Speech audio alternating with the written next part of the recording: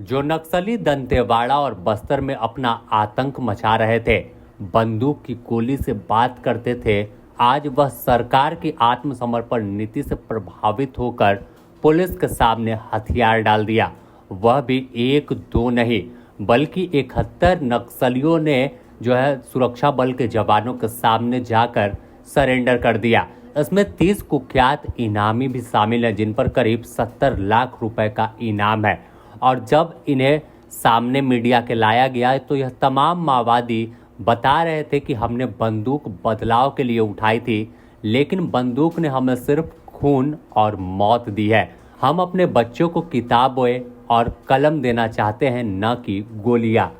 यह शब्द जब तमाम पुलिस पदाधिकारियों ने सुना, तमाम जवानों ने सुना, तो हर कोई के दिल को यह बात छू गई कि आज नक्सलवाद की जड़ कैसे खत्म हुई और कैसे जो बंदूक की बात कर रहा था, जो वह कलम देने की बात कर रहा है कि उनके बच्चे वो आगे चलकर उनके भविष्य बेहतर हो, उनके हाथ में बंदूक गोली ना मिले।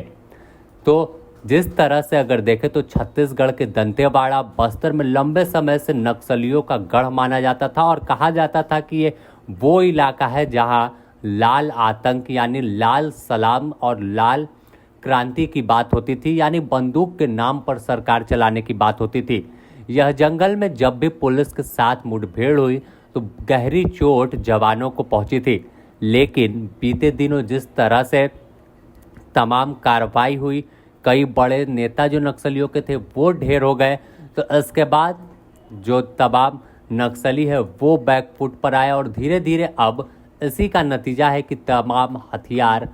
डाल रहे हैं। और यह एक बड़ी कामयाबी के तौर पे वो छत्तीसगढ़ पुलिस देख रही है, सीआरपीएफ देख रही है कि कैसे उनकी कार्रवाई आगे बढ़ चली है और कैसे तमाम नक्सली अब जंगल का रास्ता छोड़कर हथियार के बल पर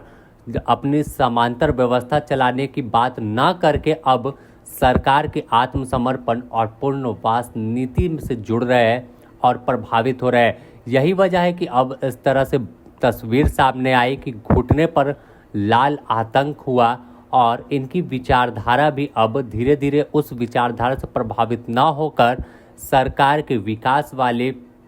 जो बात है उस पर अमल कर रही है। और यह खबर दंतेवाड़ा जिले की है, जिस दंतेवाड़ा में कई बार मुठभेड़ हुई, कई कहानी दंतेवाड़ा पे, कई फिल्म में इस इलाके की तस्वीर तमाम लोगों ने देखी है। तो ऐसे में 71 नक्सलियों ने हथियार छोड़कर मुख्य धारा से लौट गए और इसमें 64 लाख के इनामी 30 नक्सली शामिल हैं। नक्सलियों ने आत्मसमर्पण कर मुख्य धारा में लौटने का ऐलान कर दिया और आत्मसमर्पण से एक बड़ी उपलब्धि सीआरपीएफ छत्तीसगढ़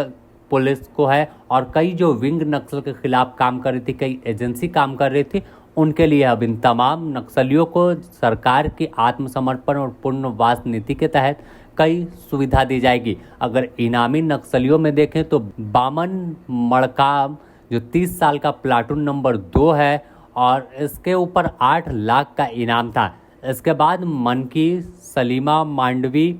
जो कंपनी नंबर 1 के सदस्य है और 20 साल का है। इसके बाद तीसरे नंबर पर देखें तो शमीला उर्फ सोमली कवासी जो 25 साल की है और इंद्रावती एरिया कमेटी की जो जनमिलिशिया कमांडर है उसकी हेड है और 5 लाख का इनाम है। इसके अलावा गंगी उर्फ रोहिणी यह भी एरिया कमेटी की सदस्य है। तो ऐसे ही संतोष मांडवी है, देव कविता है जो बीजापुर इलाके में 5 लाख का इनामी था, रानू है,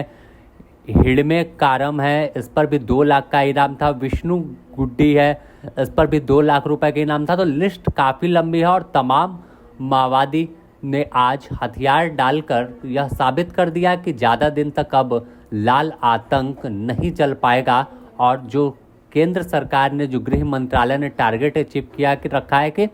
31 मार्च 2026 पूरे देश से नक्सलवाद खत्म हो जाएगा, तो उसी की तस्वीर हर दिन सामने आ रही है।